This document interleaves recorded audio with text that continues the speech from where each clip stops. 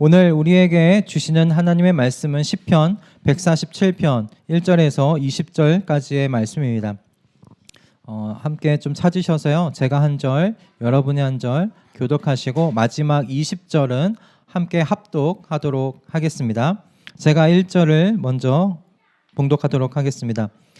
할렐루야, 우리의 하나님께 찬양함이 얼마나 좋은 일이며 하나님께 찬송함이 그 얼마나 아름답고 마땅한 일인가.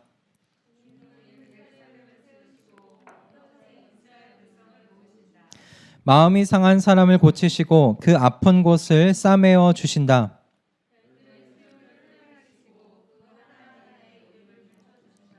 우리 주님은 위대하시며 능력이 많으시니 그의 슬기는 헤아릴 수 없다. 주님의 불쌍한 사람을 도와주시며 악인을 땅바닥까지 낮추시는 분이시다. 주님께 감사의 노래를 불러드려라. 우리의 하나님께 수금을 타면서 노래 불러드려라. 주님은 하늘을 구름으로 덮으시고 땅에 내릴 비를 준비하시어 산에 풀이 돋게 하시며 들짐승과 우는 까마귀 새끼에게 먹이를 주신다.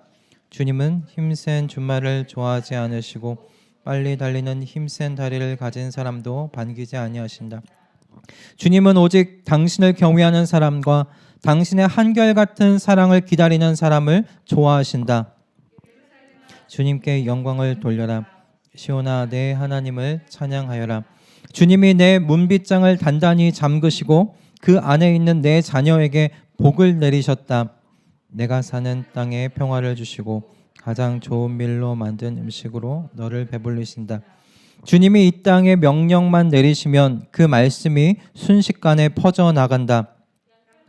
눈을 내리시며 재를 뿌리듯 서리도 내리시며 빵 부스러기 같이 우박을 쏟으시는데 누가 감히 그 추위 앞에 버티어 설 수 있겠느냐. 그러나 주님은 말씀을 보내셔서 그것들을 녹이시고 바람을 불게 하시니 얼음이 녹아서 물이 되어 흐른다. 주님은 말씀을 야곱에게 전하시고 주님의 규례와 법도를 이스라엘에게 알려주신다. 함께 읽겠습니다. 어느 다른 민족에게도 그와 같이 하신 일이 없으시니 그들은 아무도 그 법도를 알지 못한다. 할렐루야. 아멘. 오늘 이 본문의 말씀을 가지고 찬송의 입을 주시는 하나님이라는 제목으로 은혜 함께 나누도록 하겠습니다. 하나님을 알든지 모르든지 세상의 많은 사람들도 감사하는 삶을 살아보려고 노력하는 것을 우리는 쉽게 찾아볼 수가 있습니다. 왜냐하면 감사의 그 삶에서 따라오는 효과를 많은 사람들이 믿기 때문입니다. 검색창에 한번 이렇게 쳐봤어요. 감사하는 삶이 주는 효과라고 해서 구로 시작하는 검색어에 검색창에다가 쳐봤습니다. 그랬더니 그 감사의 삶이 주는 효과라고 되어 있는 여러 가지 수많은 헤드라인의 그 제목들이 쫙 나오더라고요. 감사하는 마음이 뇌도 삶도 변화시킨다, 바꾼다, 이런 헤드라인도 보았고 제목도 보았고요. 그 제목을 보는데 이게 얼마나 궁금하던지요. 와, 감사가 뇌도 바꿔? 라는 그런 마음, 그런 생각도 들면서 클릭을 할 뻔했습니다. 또는 그 감사 일기를 쓰므로 삶이 바뀐 사람들에 대한 이야기도 검색창에 굉장히 많이 나오더라고요. 그래서 감사 일기의 효과에 대해서 굉장히 찬양하듯이 블로그에 적어놓은 사람들의 이야기들도 심심치 않게 볼 수가 있었습니다. 감사일기를 실천했던 사람들의 이야기를 보면 여러 가지 그 효과들이 적혀 있었어요. 특별히 미라클 모닝이라는 책으로 그 아침에 진행한 루틴 가운데 감사일기를 가지고 이렇게 했던 사람들에 대한 이야기가 많이 올라와 있더라고요. 그 중에 이제 감사일기 쓰기를 꽤 오래 했던 이 블로거가 올린 그 내용 중에 본인이 가진 그 효과가 4가지가 있는데, 그 첫째는 긍정적인 태도를 갖게 됐다.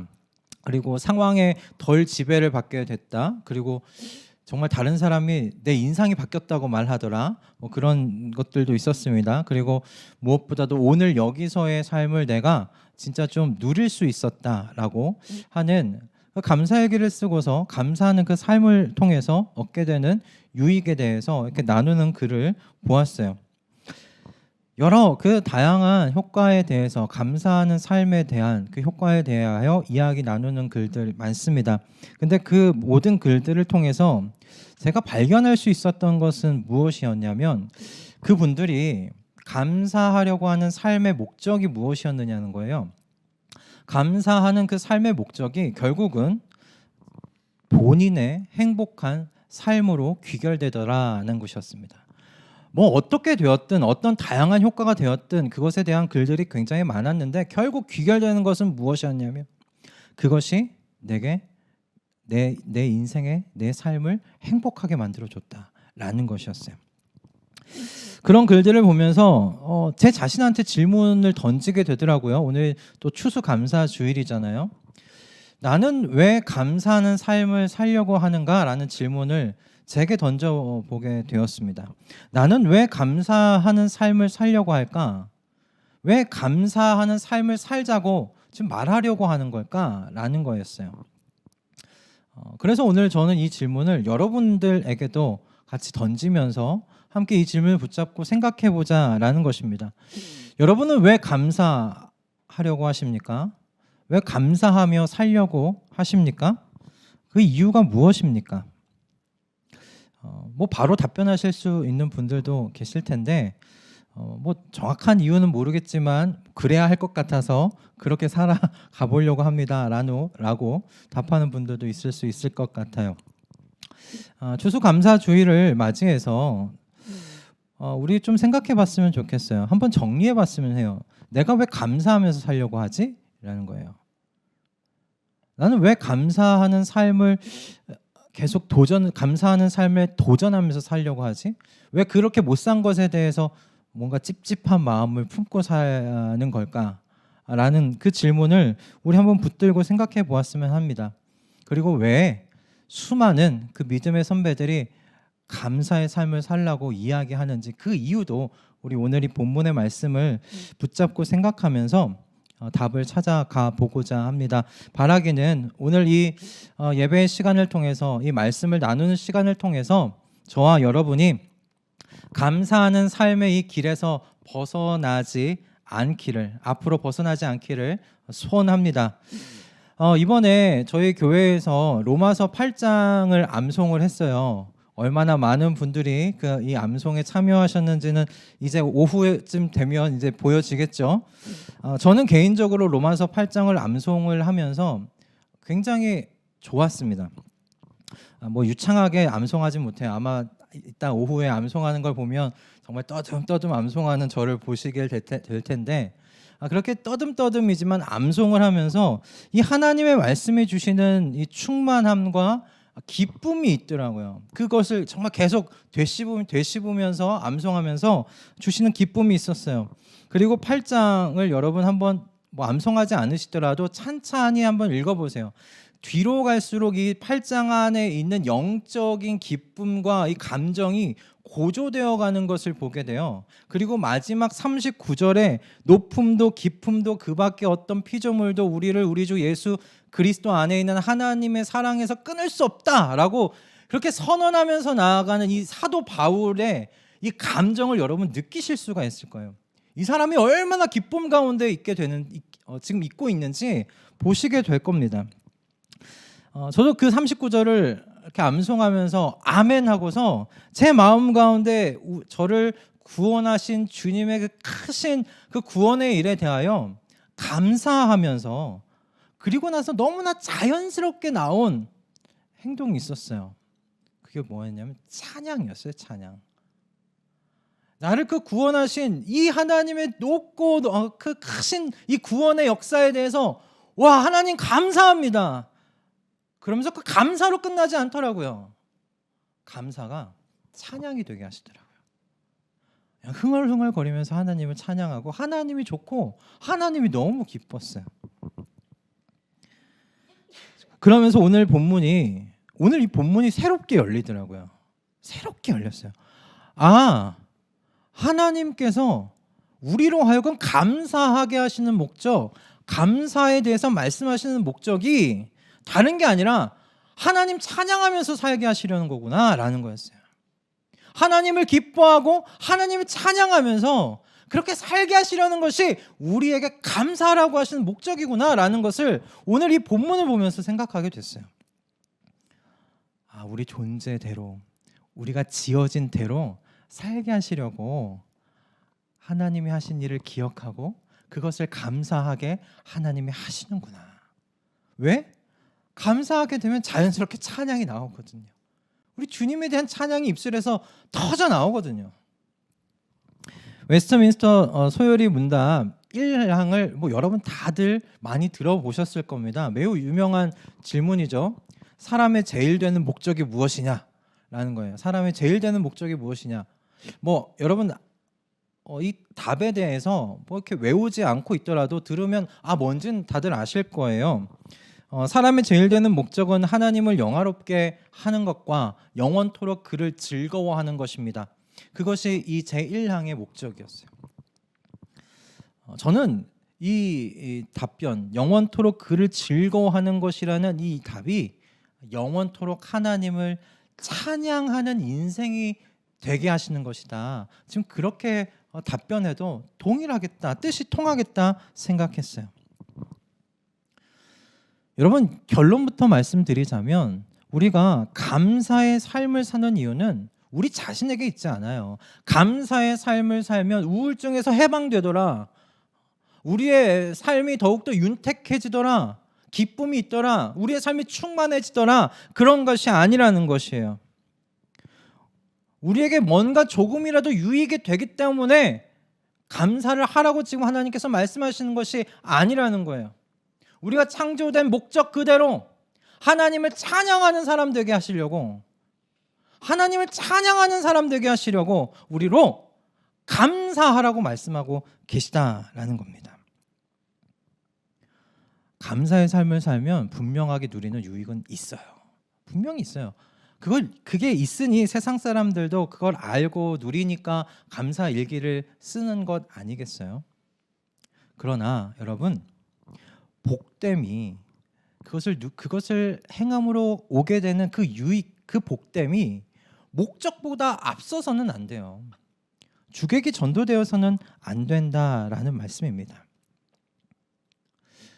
오늘 이 본문을 보면 할렐루야로 시작해서 할렐루야로 끝나는 것을 여러분 발견하실 수 있으실 거예요. 관찰하실 수 있을 거예요. 여러분, 할렐루야의 뜻이 무엇입니까? 할렐루야 무슨 뜻이죠? 그렇죠. 여호와를 찬양하라, 하나님을 찬양하라. 그러니까 시인은 지금 할렐루야 그리고 할렐루야로 마치면서 우리가 존재하는 목적대로 지금 시를 지금 시작하고 있는 것을 보게 돼요. 오늘의 시를 여러분 잘 살펴보시면 사실 이 시는 하나님이 어떠한 분이신지의 내용으로 지금 충만합니다. 하나님이 어떤 분이신가, 우리의 찬양을 받으시는 하나님이 어떤 분이신가, 어떤 분이시길래 우리의 찬양을 받으실 만한 분이신가, 그 이유에 대해서, 우리의 찬양의 이유에 대해서 이 본문이 이야기를 하고 있어요. 그래서 이 시편을 우리가 세 묶음으로 나눌 수가 있어요. 1절부터 6절, 7절부터 11절, 12절부터 20절 이렇게 세 묶음으로 나눠서 우리의 찬양을 받으실 그 하나님이 어떤 분이신지에 대해서 생각해 볼 수 있도록 우리가 세 문단으로 나눌 수는 있어요. 그런데 저는 오늘 이 본문이 하나님을 찬양해야 할 그 이유로 보이기보다 우리를 찬송자로 만드시고 이 찬송자에게 주시는 하나님의 약속으로 보이더라고요. 하나님의 약속으로 보였어요. 하나님께서 오늘 이 말씀을 통해서 저와 여러분에게 이 본문의 말씀을 통해 감사하는 삶을 살게 하셔서 우리 입술에 찬송을 넣어주신 그 이유, 그 이유, 그 약속을 붙잡고 살아가게 하시고자 하신 그 하나님의 마음, 그 마음을 여러분 알고 돌아가는 복된 이 예배의 시간 되어질 수 있도록 하나님께서 인도해 주실 줄 믿습니다. 바라기는 오늘 말씀을 통해서 찬송자에게 주시는 그 하나님의 약속을 붙잡으시고 감사의 삶을 향해 나아가는 저와 여러분 다 되실 수 있기를 주님의 이름으로 축복합니다. 아멘. 오늘 말씀을 앞에서 말씀드렸던 것 같이 세 문단으로 묶을 수가 있는데 먼저 1절부터 6절까지의 말씀을 좀 함께 살펴보고자 합니다. 이 말씀에서 하나님께서 우리에게 찬송자에게 감사를 주셔서 입술에서 찬송이 나오게 하심으로 찬송자를 만드셔서 우리에게 주시는 약속이 무엇이냐면 여러분 하나님을 찬양하는 사람은요 하나님의 백성들을 위해서 일하시는 하나님의 그 역사를 관찰할 수가 있어요.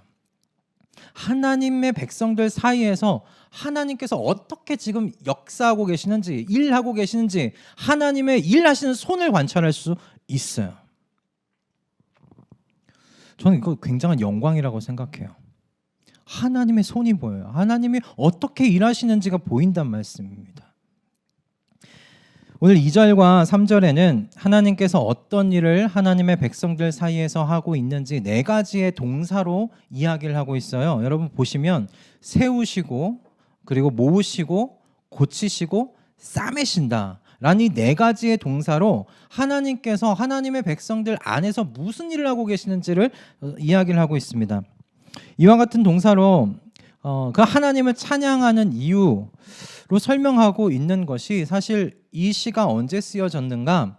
바벨론에서 포로 생활을 마치고 돌아왔을 때 쓰여진 시라고 우리가 많이 보고 있습니다.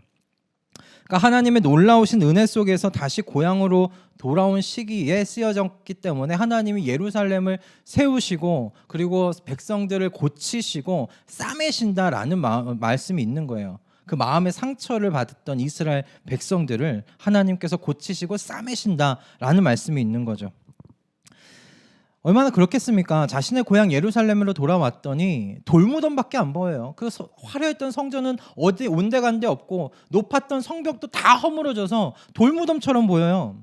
이스라엘 백성들은 어떻습니까? 내 친척, 내 가족 다 뿔뿔이 흩어져서 온 세상으로 뿔뿔이 흩어진 그 백성들 아닙니까?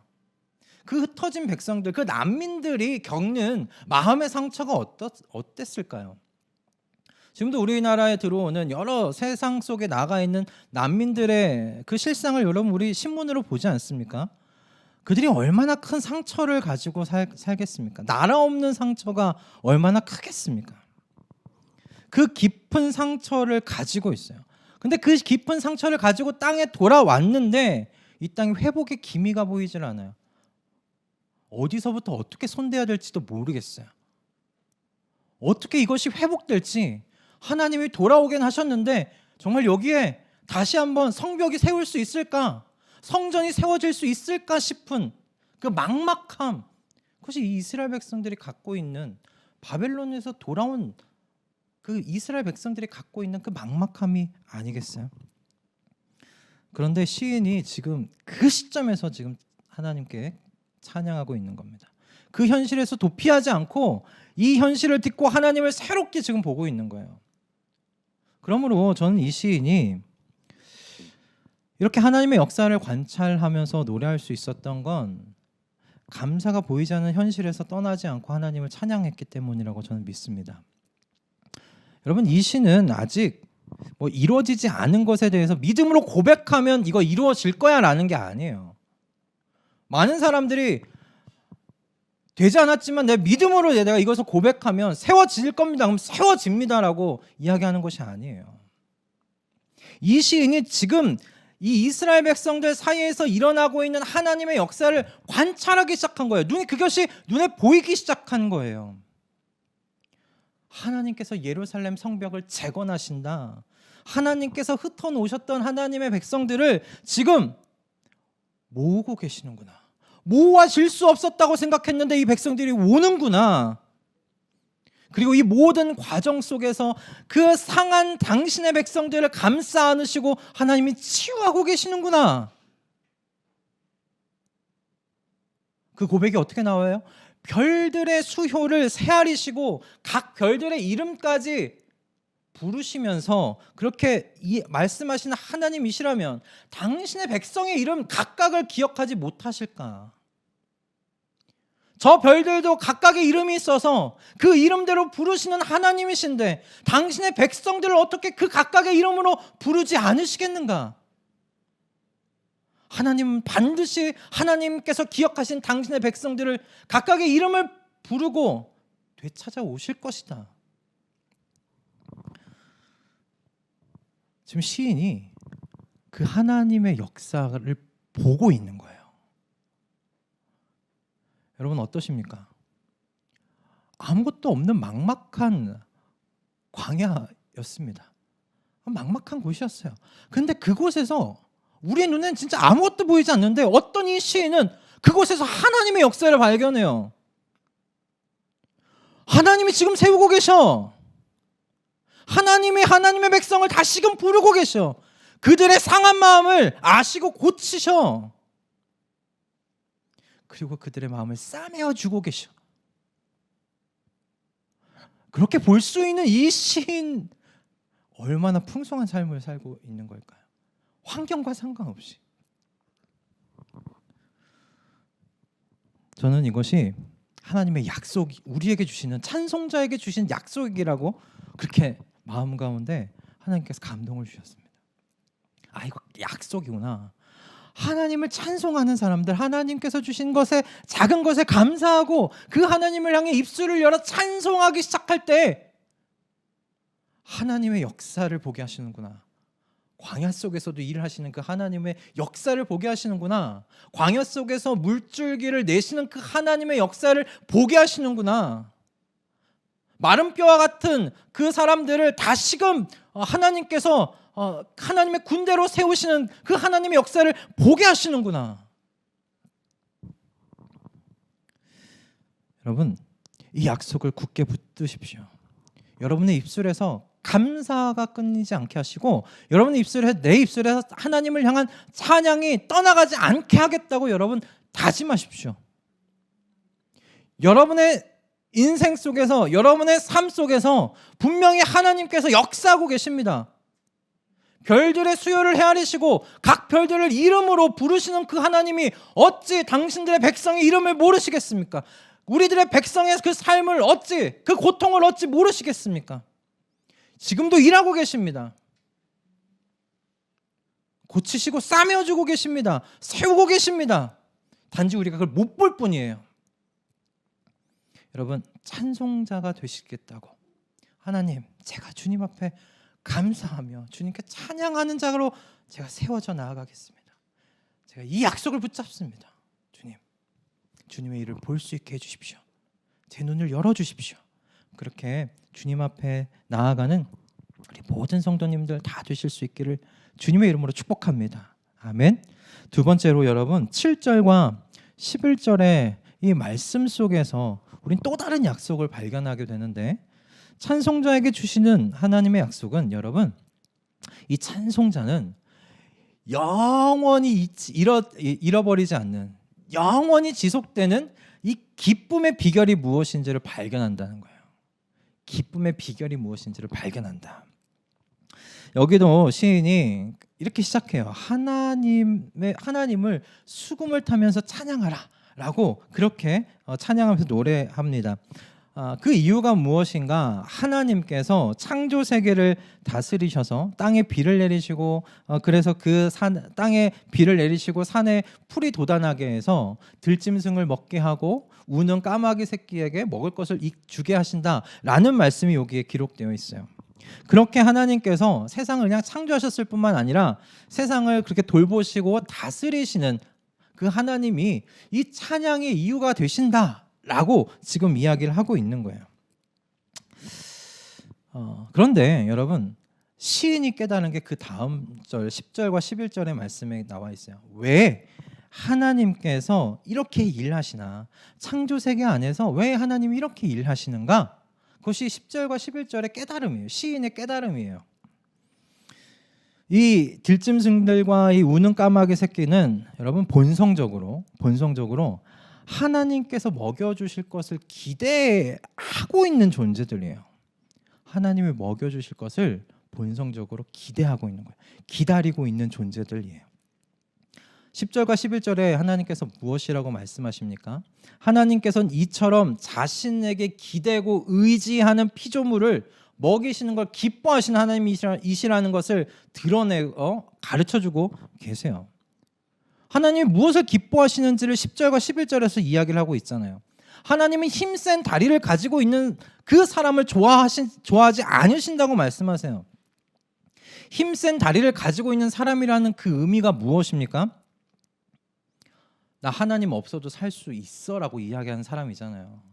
나 힘센 다리 있어. 나 이 힘센 두 다리로 나 걸어갈 수 있어. 나 뛰어갈 수 있어. 나 일할 수 있어. 하나님이란 존재 나에게 없어도 괜찮아. 내게 튼튼한 두 다리가 있는데, 두 팔이 있는데 이 힘으로 살면 되지 라고 말하는 사람이에요. 하나님께서는 그 사람을 좋아하지 아니하신다고 말씀하세요. 그런데 좋아하는 사람이 누구냐? 하나님이 기뻐하는 사람이 누구냐? 하나님의 돌보심을 바라면서 이 까마귀 새끼처럼 입을 열고 주세요 주세요 주세요 하고 있는 이 사람이에요. 하나님을 바라고 있는 사람이에요. 하나님의 사랑만을 원하며 하나님이 계신 곳을 향해서 눈을 고정하고 있는 그 사람을 하나님께서 좋아하신다라고 말씀하고 있어요.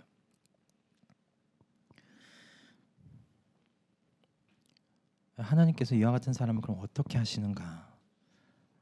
하늘에 구름을 덮으시고 땅에 내릴 비를 준비하셔서 산에 풀이 돋아나게 하시고 그 권능을 가지고 계신, 이와 같은 권능을 가지고 계신 그 하나님께서 어찌하시겠느냐는 거예요.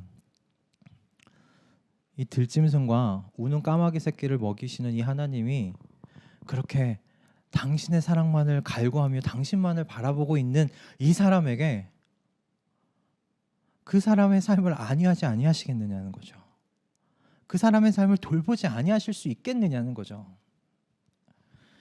이 말씀을 묵상하는데 저 로마서 8장 말씀이 그냥 떠오르더라고요. 그래서 암송하기를 잘한 것 같아요. 이어서 계속해서 그 암송에 이렇게 떠오르는 거예요. 여러분, 로마서 8장의 말씀을 보면 자기 아들을 아끼지 않으시고 우리 모두를 위하여 내어주신 분이 어찌 그 아들과 함께 모든 것을 우리에게 선물로 거저주지 아니하실 수 있겠느냐 말씀하세요. 여러분, 그렇지 않습니까? 이와 같이 하나님의 보살핌 안에 있는 사람이 지금 가지고 있는 평안이 뭡니까? 이 안전함이라는 게 도대체 뭡니까? 자기의 아들을 아끼지 아니하시고 우리 모두를 위하여 내어주신 그분이 그 아들과 함께 모든 것을 우리에게 선물로 거저주지 아니하시겠느냐.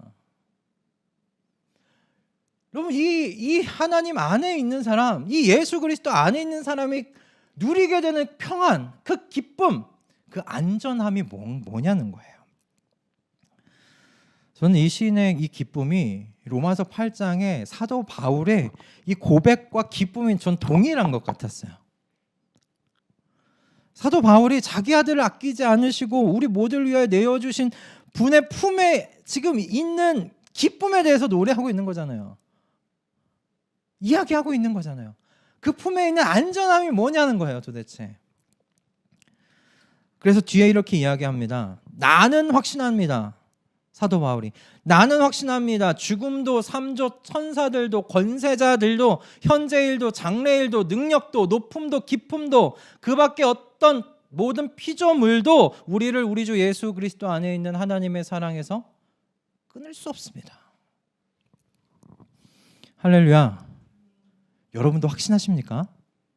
사도 바울은 나는 확신합니다 이렇게 이야기합니다. 여러분 확신하십니까? 확신하실 수 있기를 바랍니다.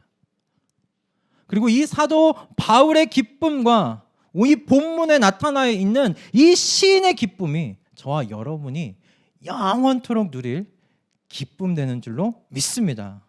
여러분, 이 기쁨을 찬송자가 받는다는 거예요. 이 기쁨을 놓치지 않는다는 거예요. 영원히 누린다는 겁니다. 여러분, 이 기쁨은 하나님을 찬양한 자들에게 하나님이 약속하신 바입니다. 이 기쁨 잃지 마십시오. 세상에서 헤매다가 잃지 마십시오.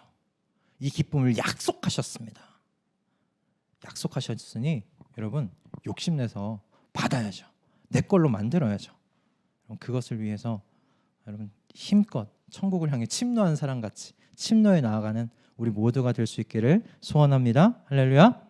마지막으로 우리 12절과 20절의 말씀을 통해서 우리가 발견할 수 있는 약속은 여러분, 찬송자는 자신이 가지고 있는 영광된 지위가 무엇인지를 알아요. 내 지위를 알아요. 내가 누군지를 알아요. 뭐 이게 무슨 말인가 싶을 수 있어요. 이게 무슨 말인가. 여러분, 오늘날 저와 여러분이 살아가고 있는 이 시대를 자본주의 시대라고도 이야기를 해요. 조금 더 뭐 유식하게 하면 뭐 신자유 시대 뭐 이렇게 또 이야기를 합니다. 이 시대 속에서 사람들은 분명히 이렇게 이야기합니다. 우린 다 서로 평등해라고 이야기를 합니다. 우린 다 평등하다고 이야기를 합니다. 그러나 절대로 평등하지 않게 살아가고 있는 게 우리 모습인 것 같아요. 보이지 않는 계급을 나눠서 살아가고 있어요. 그 단적인 예가 굉장히 지금 좀 오래된 이야기입니다. 오래된 이야기인데 지금도 이어지고 있는 이야기예요.